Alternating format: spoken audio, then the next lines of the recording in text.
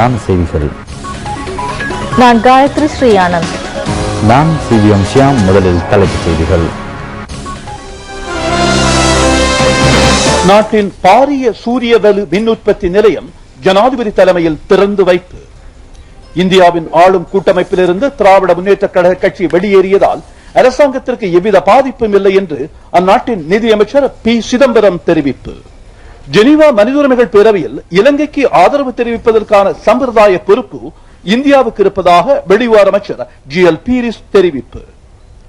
மத்தள ராஜபக்ச சர்வதேச விமான நிலையம் இலங்கையிலிருந்து தெற்காசியாவுக்கான புதிய விமான பாதையின் நுழைவாயிலாக அமைந்துள்ளதாக சர்வதேச ஊடகங்கள் பாராட்டு. இந்திய சுற்றுலாவில் ஈடுபடும் இலங்கை பக்தர்களுக்கான பாதுகாப்பு உறுதி செய்யப்பட்டிருப்பதாக இலங்கை பிரதி உயர்ஸ்தானிகர் அலுவலகம் அறிவிப்பு. புதிய பாப்பரசர் முதலாவது பிரான்சிஸ்கான ஆரம்ப திருப்பலி ஒப்புக் கொடுக்கும் நிகழ்வு ரோமின் புனித பீட்டர் சதுக்கத்தில். இனி விரிவான செய்திகள். முத்துவேல் கருணாநிதி தலைமையிலான திராவிட முன்னேற்ற கழகம் இந்தியாவின் ஆளும் காங்கிரஸ் கட்சியின் தலைமையிலான அரசாங்கத்திலிருந்து வெளியேறுவதாக மூனா கருணாநிதி இன்று அறிவித்துள்ளார். இந்த அறிவிப்பினால் மத்திய அரசாங்கத்திற்கு எந்தவிதமான பாதிப்புகளும் ஏற்பட போவதில்லை என இந்திய நிதியமைச்சர் ப சிதம்பரம் தெரிவித்துள்ளார். இன்று இந்தியாவின் ராஜ் டிவியில் ஒளிபரப்பான செய்தி அறிக்கையிலேயே அவர் இந்த விடயங்களை சுட்டிக்காட்டியிருந்தார். ஐநா மனித உரிமை ஆணையத்தில் இலங்கைக்கு எதிராக அமெரிக்கா கொண்டு வந்துள்ள தீர்மானத்தை உரிய திருத்தங்களுடன் இந்தியா முன்மொழிய வேண்டும், சர்வதேச விசாரணைக்கு உத்தரவிட வேண்டும் என்றும் மத்திய அரசுக்கு திமுக தலைவர் திரு கருணாநிதி கோரிக்கை விடுத்தார். இதையடுத்து டெல்லியில் இருந்து மத்திய அமைச்சர்கள் திரு சிதம்பரம், திரு அந்தோணி, திரு குலாம் நபி ஆசாத் ஆகியோர் நேற்று சென்னை வந்து திரு கருணாநிதியுடன் பேச்சுவார்த்தை நடத்தினார்கள். இதில் சுமூக முடிவு எட்டப்படவில்லை.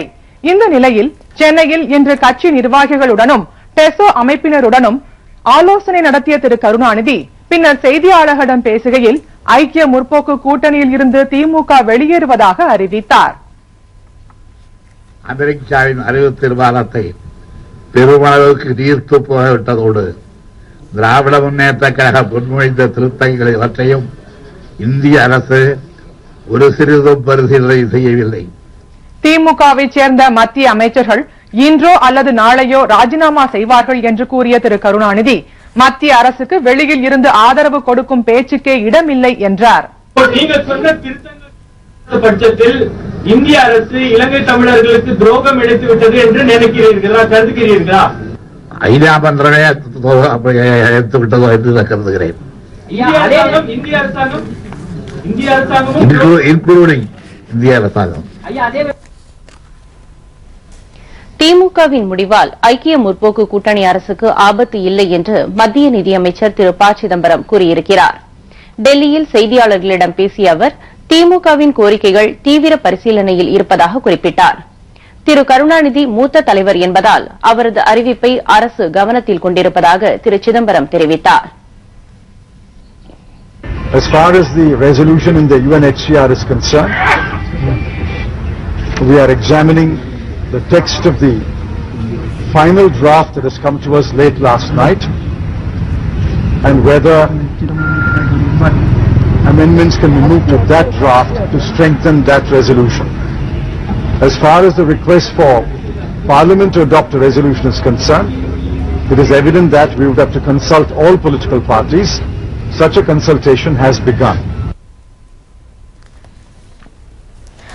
ஜெனீவா மனித உரிமைகள் பேரவையில் இலங்கைக்கு ஆதரவு தெரிவிப்பதற்கு இந்தியாவுக்கு சம்பிரதாய பொறுப்பு இருப்பதாக வெளிவிவகார அமைச்சர் ஜிஎல் பீரிஸ் தெரிவித்துள்ளார். வடக்கின் அபிவிருத்தி மற்றும் மக்களின் வாழ்க்கையை மேம்படுத்துவதற்காக இந்தியா பாரிய பணிகளை நிறைவேற்றியிருப்பதையும் அமைச்சர் நினைவு கூர்ந்தார். இந்திய ஊடகவியலாளர் பத்மராவோ சுந்தர்ஜி அமைச்சர் பேராசிரியர் ஜிஎல் பீரிசுடன் நடத்திய நேர்காணலின் போது இந்த விடயத்தை அமைச்சர் குறிப்பிட்டதாக ஹிந்துஸ்தான் டைம்ஸ் பத்திரிகையும் அதன் இணையதளமும் குறிப்பிட்டுள்ளன. இலங்கையின் ஸ்திரத்தன்மை இந்தியாவுக்கு மிகவும் முக்கியமானது என்றும் அமைச்சர் கூறியுள்ளார்.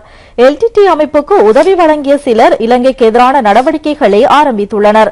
மேற்குலக நாடுகளில் உள்ள அரசியல்வாதிகள் உள்ளிட்ட பல்வேறு நபர்கள் எல்டிடி ஆதரவாளர்களின் நிதியில் செயற்படுவதற்கான சான்றுகள் உண்டு. இலங்கைக்கு எதிரான விசாரணை பிரேரணை முன்வைத்து ஐக்கிய நாடுகள் சபையின் மனித உரிமைகள் தொடர்பான உயர்ஸ்தானிகர் நவநீதன் பிள்ளை முன்னெடுக்கும் வேலை திட்டம் பிரச்சினைக்குரியதாகும் என்றும் அமைச்சர் கூறியுள்ளார். மனித உரிமைகள் தொடர்பாக பேசும் குழுக்கள் எல்டிடி அமைப்பு மேற்கொண்ட குற்றச்செயல்கள் குறித்து எந்தவித சுட்டிக்காட்டல்களையும் மேற்கொள்ளவில்லை. இதன் மூலம் இலங்கைக்கு எதிராக ஒருதலை பட்சமான செயற்பாடுகள் இடம்பெறுவதையும் காண முடிகிறது என்றும் அமைச்சர் பேராசிரியர் GLP ரீஸ் சுட்டிக்காட்டியுள்ளார். நாட்டின் பாரிய சூரியவலு மின் உற்பத்தி நிலையம் திறந்து வைக்கப்பட்டுள்ளது. இது ஹம்பாந்தோட்டை பருத்தகாந்த என்னும் இடத்தில் நிர்மாணிக்கப்பட்டுள்ளது. ஜனாதிபதி மஹிந்த ராஜபக்ஷ இந்த நிலையத்தை நேற்று திறந்து வைத்தார். இது ஜப்பான் அரசாங்கத்தினால் வழங்கப்பட்ட நன்கொடையாகும். இந்த மின் உற்பத்தி நிலையம் 737 கிலோவாட் மின்சாரத்தை உற்பத்தி செய்யும் வலுவை கொண்டுள்ளது. இதற்கு 102 கோடி ரூபாய் நிதி ஒதுக்கீடு செய்யப்பட்டுள்ளது. மின் நிலையத்தின் மூலம் வருடம் ஒன்றுக்கு 10 லட்சத்துக்கு மேற்பட்ட அலகு மின்சாரத்தை உற்பத்தி செய்ய முடியும்.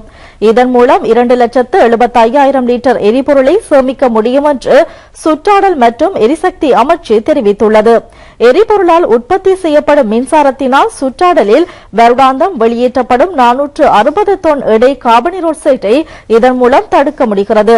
இலங்கையை ஆசியாவின் எரிசக்தி கேந்திரமாக தரமுயர்த்தும் இலக்கை அடைவதற்கு இந்த மின் உற்பத்தி நிலையம் அமையும் என்று மின்சக்தி அமைச்சு தெரிவித்துள்ளது. அமைச்சர்களான சுசில் பிரேமஜயந்த, ஜான்ஸ்டன் பெர்னாண்டோ, திருமதி பவித்ரா வன்னியாராட்சி, மஹிந்த அமரவீர, டிலான் பெரேரா, பிரதி அமைச்சர் அப்துல் காதர், பாராளுமன்ற உறுப்பினர்களான நாமல் ராஜபக்ஷ, VK இந்திக்க, இலங்கைக்கான ஜப்பான் தூதுவர் நொபுஹிதோ ஹோபோ உள்ளிட்ட பலர் நிகழ்வில் கலந்து கொண்டனர்.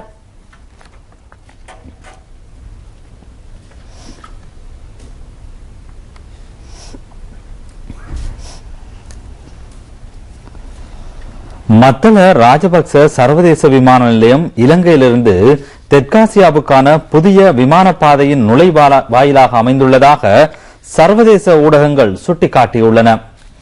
பொருளாதார கேந்திர நிலையமாக இலங்கை கண்டுள்ள வெற்றிகளுக்கு இது மிகவும் முக்கிய விடயமாகும் என்றும் அதில் சுட்டிக்காட்டப்பட்டுள்ளது.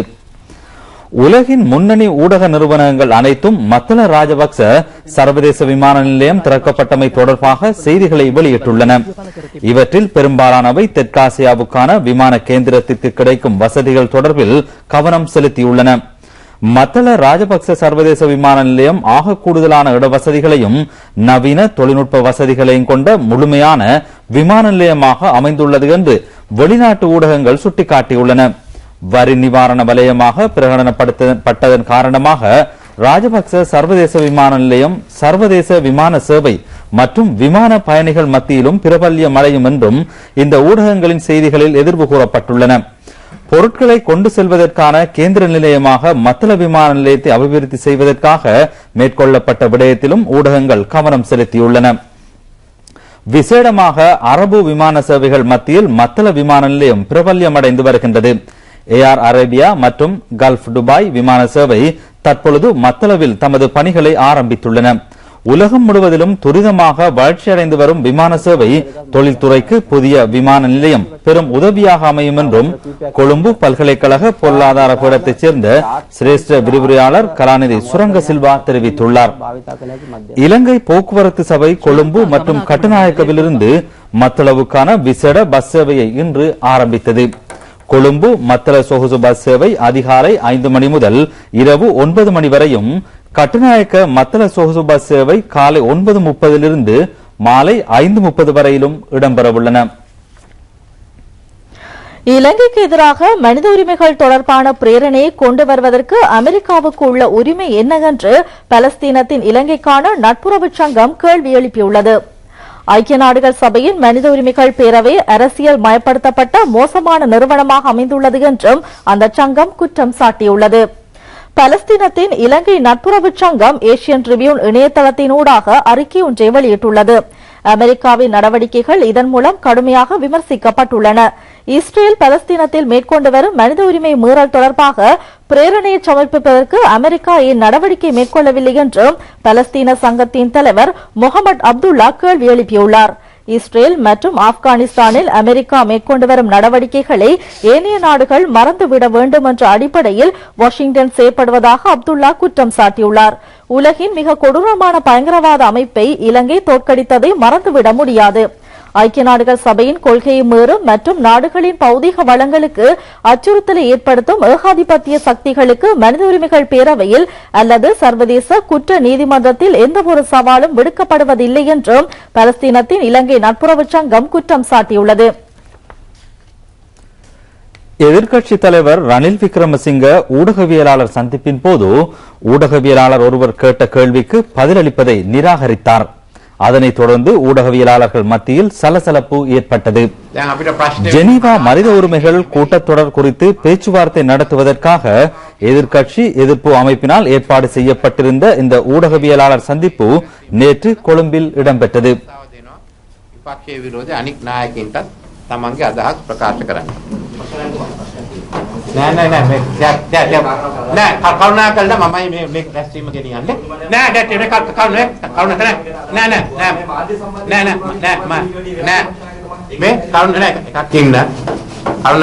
ඔබතුමාට මෙතෙන්ට කරදර කරන්න උවමනා නැහැ.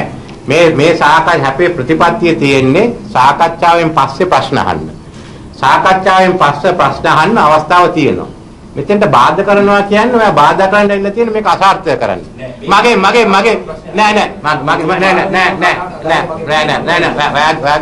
හැම ප්‍රශ්නයකට පිළිතුරු දෙන්න මේකෙන් පස්සේ මම ඒක පාලනය කරන්න. ඔව් ඊට පස්සේ මෙතනයි කතාව තියෙන්නේ. කවුරුනකට විනයක් එක්ක වැඩ කරන්න. புதிய பிரதம நீதியரசர் மொஹான் பீரிஸ் கிழக்கு மாகாணத்திற்கு விஜயம் செய்துள்ளார். மட்டக்களப்பு மறை மாவட்ட ஆயரை சந்தித்து முதலில் ஆசீர்வாதம் பெற்றுக்கொண்ட பிரதம நீதியரசர் மாவட்டத்தின் சட்டம் ஒழுங்கு மற்றும் அபிவிருத்தி பற்றி விரிவாக கலந்துரையாடினார். அதே நேரம் மாவட்ட உயர் நீதிமன்றத்திற்கு விஜயம் செய்த அவர் சட்டத்தரணிகள் சங்கம் ஏற்பாடு செய்த விசேட நிகழ்வில் கலந்து கொண்டார். இந்த நிகழ்வில் கிழக்கு மாகாண போலீஸ் மா அதிபர் பூஜித ஜெயசுந்தர உள்ளிட்ட முக்கிய அதிகாரிகள் கலந்து கொண்டனர். வாழைச்சேனை மாவட்ட நீதவான் நீதிமன்றத்திற்கு விஜயம் செய்த பிரதம நீதியரசர் நீதிமன்றத்தின் தேவைப்பாடுகள் குறித்து கலந்துரையாடியுள்ளார். இந்நிகழ்வில் நீதி சேவை ஆணைக்குழுவின் செயலாளர் சிசிர ரட்நாயக்க, நீதவான் நீதிமன்ற நீதிபதிகள், சட்டத்தரணிகள் சங்க பிரதிநிதிகள் என பலரும் கலந்து கொண்டனர். பிரதம நீதியரசர் மொஹான் பீரிஸ் ஏறாவூர் பிரதேசத்திற்கும் விஜயம் செய்தார். கடந்த கால அசாதாரண சூழ்நிலையின் போது முற்றாக சேதமடைந்த ஏறாவூர் சுற்றுலா நீதிமன்ற கட்டிடத்தை அவர் பார்வையிட்டார்.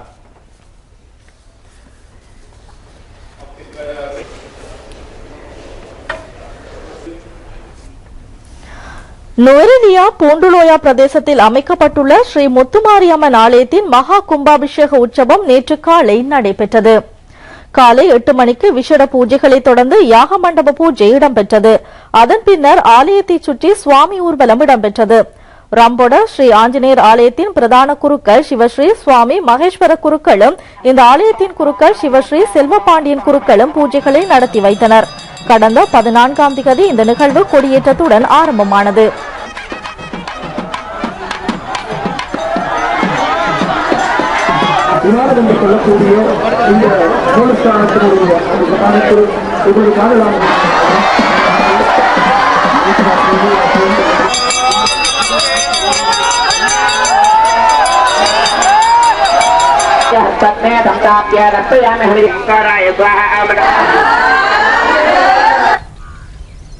அக்கறை பெற்று பனங்காடு பட்டிநகர் அருள்மிகு ஸ்ரீ கண்ணகியம்மன் புனராவர்த்தன மகா கும்பாபிஷேக கிரியைகள் நேற்று நிறைவு பெற்றன.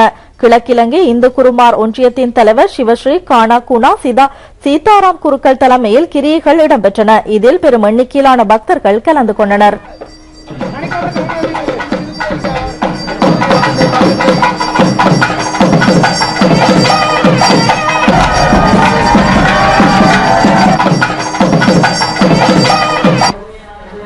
மாத்தளை ரத்தோட்ட ஸ்ரீ செல்வ விநாயகர் ஆலயத்தின் வருடாந்த தேர் உற்சவத்துக்கு இணைவாக 12 வருடங்களுக்கு ஒருமுறை நடைபெறும் ஆலயத்தின் மகோற்சவம் நேற்று நடைபெற்றது. இதில் பெரும் எண்ணிக்கையிலான பக்தர்கள் கலந்து கொண்டு மத வழிபாடுகளில் ஈடுபட்டனர்.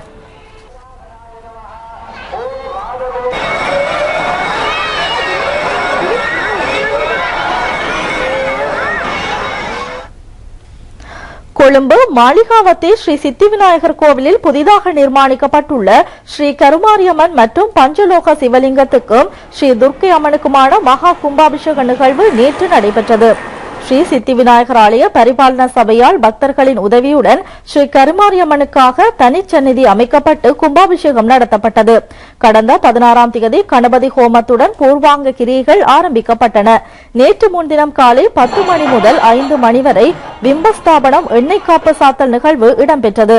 ஆலய பிரதம குருக்கள் சிவஸ்ரீநாதன் குருக்களும் பிரதம கும்பாபிஷேக குருக்கள் சிவாச்சாரியமணி சிவஸ்ரீ நானா மகேஸ்வர குருக்கள் சிவஸ்ரீ ரத்னபவ குருக்களும் கும்பாபிஷேக நிகழ்வுகளை நடத்தி வைத்தனர். தொடர்ந்து 12 நாட்களுக்கு மண்டலாபிஷேகம் நடைபெறும் என்றும் சித்தி விநாயகர் கோவில் பரிபாலன சபை தெரிவித்துள்ளது.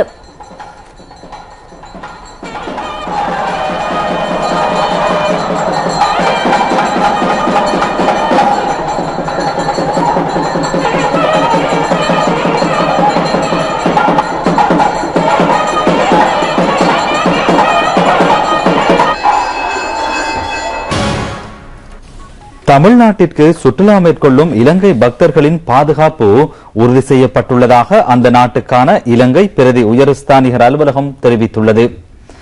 தமிழ்நாட்டு மாநில அரசாங்கத்தினரும் போலீசாரும் இணைந்து பாதுகாப்பு வேலை திட்டங்களை முன்னெடுத்துள்ளனர். இந்தியாவின் தமிழ் செயற்பாட்டாளர்கள் பல்வேறு சந்தர்ப்பங்களில் இலங்கை பக்தர்களுக்கு பல்வேறு இடையூறுகளை ஏற்படுத்தியுள்ளனர். சென்னை மற்றும் தமிழ்நாட்டின் சில பகுதிகளில் இலங்கையைச் சேர்ந்த தேரர்கள் 2 மீது மேற்கொள்ளப்பட்ட தாக்குதல் சம்பவத்திற்கு பின்னர் இந்த நடவடிக்கை மேற்கொள்ளப்பட்டுள்ளது.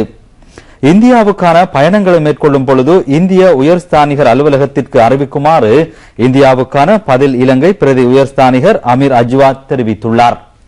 இதற்காக 00-914 428 241 896 மற்றும் 00-914 428 252 612 ஆகிய தொலைபேசி இலக்கங்கள் மூலம் தொடர்பு கொள்ளுமாறு கோரப்பட்டுள்ளது. சென்னையிலும் அதற்கு அப்பால் தொலைதூரங்களிலும் அமைந்துள்ள இலங்கை அலுவலகங்களுக்கு முழு பாதுகாப்பும் வழங்கப்பட்டுள்ளதாக இந்தியாவுக்கான இலங்கை பிரதி உயர்ஸ்தானிகர் அலுவலகம் தெரிவித்துள்ளது. தேரர் ஒருவர் மீது நேற்று மேற்கொள்ளப்பட்ட தாக்குதல் சம்பவம் தொடர்பாக தமிழ்நாட்டு மாநில அரசாங்கத்திற்கு தெளிவுபடுத்தப்பட்டிருப்பதாக பதில் பிரதி உயர்ஸ்தானிகர் தெரிவித்தார். இது தொடர்பாக சென்னையில் உள்ள பதில் இலங்கை பிரதி உயர்ஸ்தானிகர் அமீர் அஜ்வாத் கருத்து வெளியிட்டார். நாட்களாக சென்னை இங்கே தமிழ்நாட்டில் நடைபெறுகின்ற சில ஆர்ப்பாட்டங்கள் தொடர்பாக நாங்கள் இங்கே தமிழ்நாட்டு போலீசாரிடம் பாதுகாப்பு நாங்கள் கேட்டிருக்கிறோம். அந்த பாதுகாப்பு எங்களுக்கு வழங்கப்பட்டிருக்கிறது. அதே போல நேற்று முந்தினால் நடந்த சில துரதிர்ஷ்டவசமான சம்பவங்களால் இங்கே நாங்கள் தமிழ்நாடு போலீசாரிடம் முறையிட்டிருக்கிறோம்.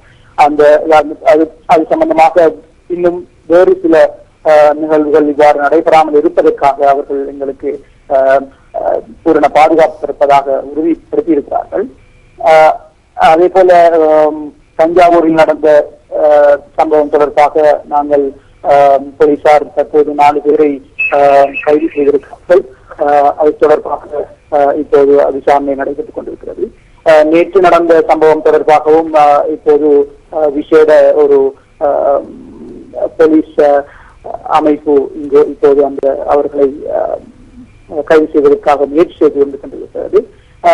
இந்த சம்பவங்களின் பின்னால் தற்போது அதிக பாதுகாப்பு இங்கே இலங்கை தொடர்பாக இங்கு இருக்கின்ற நிறுவனங்களுக்கு அதிக பாதுகாப்பு வழங்கப்பட்டிருக்கிறது.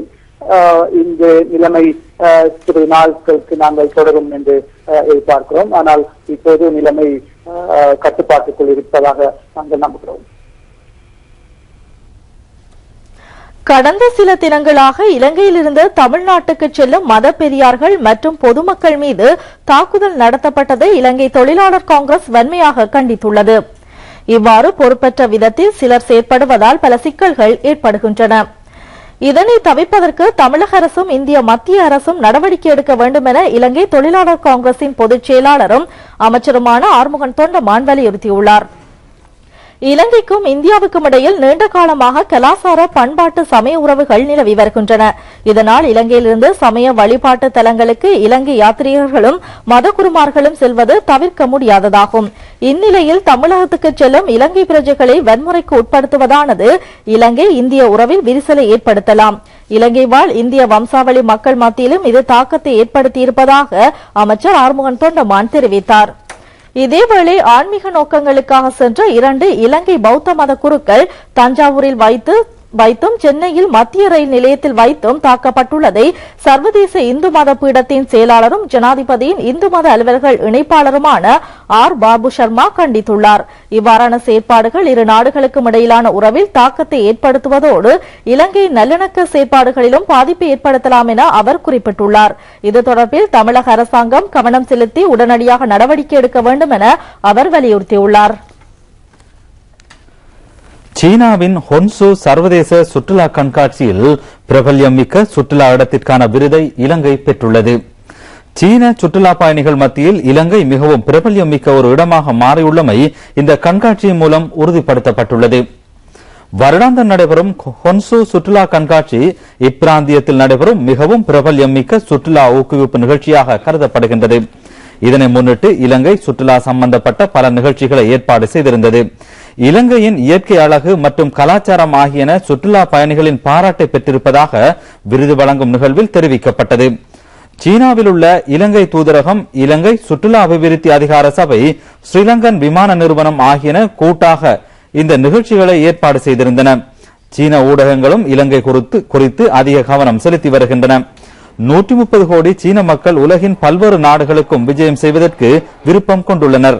இலங்கையில் நிலவும் சமாதான சூழ்நிலை சுற்றுலா பயணிகளை கவர்வதற்கு முக்கிய காரணமாகும். கடந்த வருடத்தில் 10 லட்சம் சுற்றுலா பயணிகள் இலங்கைக்கு விஜயம் செய்தனர். மத்திய மாகாண அகதியா பாடசாலைகளுக்கும் பள்ளிவாசல்களுக்கும் நிதியுதவி வழங்கப்பட்டுள்ளன. கண்டி பதியுதீன் மஹ்மூத் மகளிர் கல்லூரி மண்டபத்தில் மாகாண முதலமைச்சரின் இணைப்பதிகாரி ரஷீத் எம் இம்தியாஸ் தலைமையில் இந்நிகழ்வு நடைபெற்றது. அகதியா பாடசாலை ஆசிரியர்களுக்கு சான்றிதழ்களும் வழங்கி வைக்கப்பட்டன. இந்நிகழ்வில் மத்திய மாகாண முதலமைச்சர் சரத் ஏகநாயக்க பிரதம அதிதியாக கலந்து கொண்டார். மாகாண சபை உறுப்பினர் ருஸ்வி ஃபாரூக், கண்டி மாநகர சபை உறுப்பினர்களான நுஹ்மான், ஹாஜியார், இலாஹி ஆப்தீன் போன்றோரும் இதில் கலந்து கொண்டார்கள்.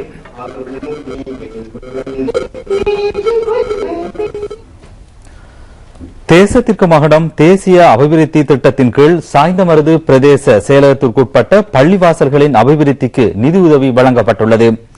சாய்ந்தமருது பிரதேச செயலாளர் ALM சலீம் தலைமையில் நடைபெற்ற இந்த நிகழ்வில் திகாமடல பாராளுமன்ற உறுப்பினர் சட்டத்தரணி HMM ஹரிஸ் பிரதம அதிதியாக கலந்து கொண்டார். அங்கு 10 பள்ளிவாசல்களை அபிவிருத்தி செய்வதற்காக 38 லட்சம் ரூபாய் நிதியுதவி வழங்கப்பட்டது. இதன்போது வெனிசுவேலா நாட்டின் ஜனாதிபதி ஹியூகோ சாவேஸை நினைவு கூர்ந்து இரங்கலுரையும் நிகழ்த்தப்பட்டது. இந்த நிகழ்வில் கிழக்கு மாகாண சபை உறுப்பினர் AMM ஜமீல் உள்ளிட்ட அரசியல் பிரமுகர்கள், பள்ளிவாசல் நிர்வாகிகள், உலமாக்கள், சிவில் அமைப்புகளின் பிரதிநிதிகள் பலரும் கலந்து கொண்டனர்.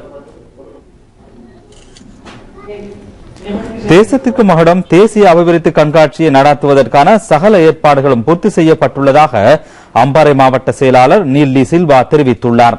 இந்த கண்காட்சி சுமார் 120 ஏக்கர் நிலப்பரப்பில் இடம்பெறவுள்ளது.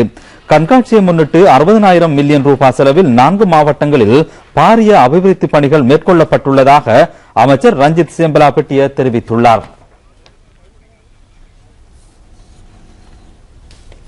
ராமகிருஷ்ணன் மிஷனின் மூத்த துறவி சேவையின் சிகரம் என வர்ணிக்கப்படும் சுவாமி நடராஜானந்தாஜியின் 46வது சிராத்த தினம் இன்று காரைதீவில் கொண்டாடப்பட்டுள்ளது. காரைதீவு இந்து சமய அபிவிருத்தி சங்கம் ஏற்பாடு செய்த இந்த விழாவில் சுவாமியின் திருவுருவச் சிலைக்கு அன்னாரின் உறவினர் திருநாவுக்கரசு மலர் மாலை அணிவித்தார். பாடசாலை மாணவர்களும் மலரஞ்சலி செலுத்தினார்கள். சுவாமியின் வேதாசலம் தொடர்பாகவும் கருத்துக்கள் பரிமாறப்பட்டன. இந்நிகழ்வில் பாடசாலை மாணவர்கள், அதிபர்கள், ஆலய தர்மகர்த்தாக்கள் என பலரும் கலந்து கொண்டனர். இனி விளையாட்டுச் செய்தி. இலங்கை மற்றும் பங்களாதேஷ் அணிகளுக்கு இடையிலான 2வது டெஸ்ட் போட்டியில் இலங்கை அணி வெற்றி பெற்றுள்ளது.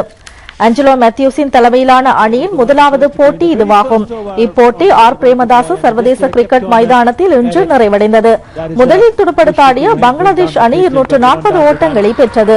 பதிலுக்கு துடுப்படுத்தாடிய இலங்கை அணி தனது முதலாவது இன்னிங்ஸுக்காக 346 ஓட்டங்களை பெற்றது. பங்களாதேஷ் அணி 2வது இன்னிங்ஸுக்காக 265 ஓட்டங்களை பெற்றது.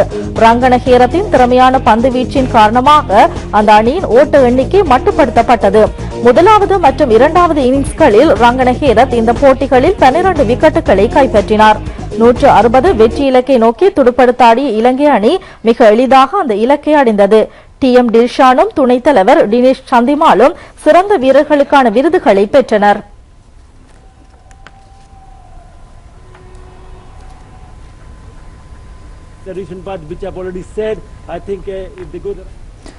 செய்திகளின் நிறைவாக மீண்டும் தலைப்புச் செய்திகள். நாட்டின் பாரிய சூரிய வலு மின் உற்பத்தி நிலையம் ஜனாதிபதி தலைமையில் திறந்து வைப்பு. இந்தியாவின் ஆளும் கூட்டமைப்பிலிருந்து திராவிட முன்னேற்ற கழக கட்சி வெளியேறியதால் அரசாங்கத்திற்கு எவ்வித பாதிப்பும் இல்லை என்று அந்நாட்டின் நிதியமைச்சர் பி சிதம்பரம் தெரிவிப்பு. ஜெனீவா மனித உரிமைகள் பேரவையில் இலங்கைக்கு ஆதரவு தெரிவிப்பதற்கான சம்பிரதாய பொறுப்பு இந்தியாவுக்கு இருப்பதாக வெளிவார அமைச்சர் GL பீரிஸ் தெரிவிப்பு. மத்தள ராஜபக்ச சர்வதேச விமான நிலையம் இலங்கையிலிருந்து தெற்காசியாவுக்கான புதிய விமான பாதையின் நுழைவாயிலாக அமைந்துள்ளதாக சர்வதேச ஊடகங்கள் பாராட்டு. இந்திய சுற்றுலாவில் ஈடுபடும் இலங்கை பக்தர்களுக்கான பாதுகாப்பு உறுதி செய்யப்பட்டிருப்பதாக இலங்கை பிரதி உயர்ஸ்தானிகர் அலுவலகம் அறிவிப்பு. புதிய பாப்பரசர் முதலாவது பிரான்சிஸ்கான ஆரம்ப திருப்பலி ஒப்புக் கொடுக்கும் நிகழ்வு ரோமின் புனித பீட்டர் சதுக்கத்தில். இத்துடன் ரூபவாகினியின் பிரதான செய்திகள் நிறைவடைகின்றன. வணக்கம்.